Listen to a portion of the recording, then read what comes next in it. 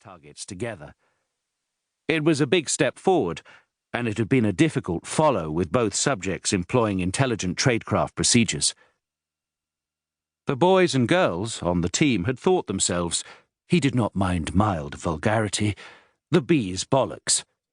He had 20 minutes to kill, and beside him the crisp packet was pocketed and a wristwatch looked at, studied, and done again, as if the boy with whom he shared the bench also checked a schedule. None of them coming back into the work area after the successful eyeball had acknowledged Jonas's part in the good outcome. The Assistant Deputy Director General's appearance would be token. His colleagues would be there at a bare minimum. He was hurt, bruised. Did he make a difference? Not in anyone else's eyes. Would he be missed? No. Was credit ever given him? No. He had seen the face of the boy beside him for just a moment, and only half lit. But Jonas had started to plumb deep into that mine of facial features and biographies that his memory carried. They had been Irish when he had started, then Cold War diplomats and couriers from Eastern Europe, and now the operations of A4 were exclusively, almost, aimed at the Jihadis. Originally, it had been intended to present Jonas with a self-assembly greenhouse, but he'd heard rumour that such a purchase, on consideration, would outstrip the budget available. Instead, he would be presented with a John Lewis voucher as reward for a lifetime at the security service. He knew the face, could put a name to it, and a mother's address, and an age. "It's Winston, yes?" He heard the suck of breath beside him, and a head jerked up. That moment coincided with a vehicle's headlights U-turning in the traffic and catching the burgers on their plinth, then loitering on the boy's face before moving on. Quite an interesting moment for Jonas.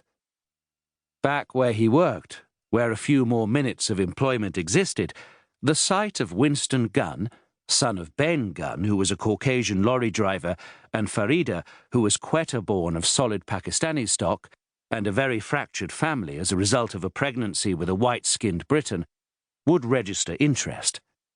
Dad was long gone. Mum had brought up the boy who was listed as resentful, hostile to the world around him, excellent recruiting material. Jonas doubted that any of the other analysts would have identified the boy's olive-coloured features without rifling through a laptop's archive. Bit off your beaten track, Winston?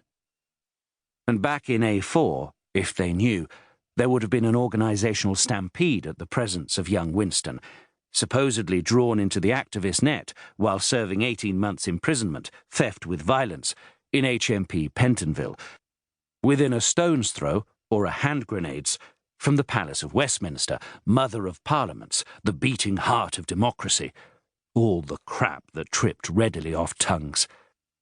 Ringed now with dragon's teeth, barricades of concrete and police clutching H&K machine pistols, the illuminated edifices represented the high-value target of the nation's government.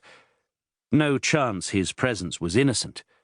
Winston would not do sightseeing, sporadic tourism. They'd be calling up additional firearms units, alerting the ambulance service, warning ministers, planning evacuations and demanding the immediate presence of the psychology team and behavioural experts. How to proceed? It would be batted round as the clock ticked. Jonas was not a policeman or a paramedic, nor an elected secretary, nor a psychologist or psychiatrist. He was the little man with the ugly mole on his chin, and the pebble-lens spectacles who was now getting out, surplus to requirements, from A4 branch. But it seemed pretty damned obvious to him. They, the team, would have been gripped by fear of getting it wrong.